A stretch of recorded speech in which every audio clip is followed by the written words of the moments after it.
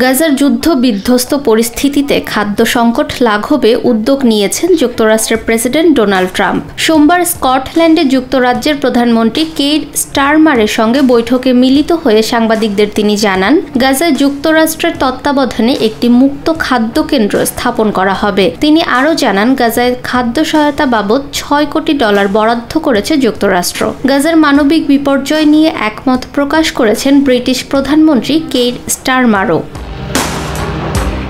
গাজা উপত্যকায় চলমান সংঘাতের কারণে সেখানে খাদ্যর তীব্র সংকট সৃষ্টি হয়েছে। লম্বা যুদ্ধ ও অবরোধের ফলে খাদ্য সরবরাহ প্রায় বন্ধ থাকায় লক্ষাধিক মানুষ না খেয়ে দিন কাটাচ্ছে। যুক্তরাষ্ট্রের প্রেসিডেন্ট ডোনাল্ড ট্রাম্প এবং অন্যান্য আন্তর্জাতিক নেতারা এই সংকট স্বীকার করে গাজার জন্য খাদ্য সহায়তা বরাদ্দ ও দ্রুত ত্রাণ পাঠানোর আহ্বান জানিয়েছেন। গাজা নিয়ে বিশ্ব নেতাদের এই নতুন অবস্থান সংকট সমাধানের পথে গুরুত্বপূর্ণ ভূমিকা রাখবে বলে মনে করছেন বিশ্লেষকরা।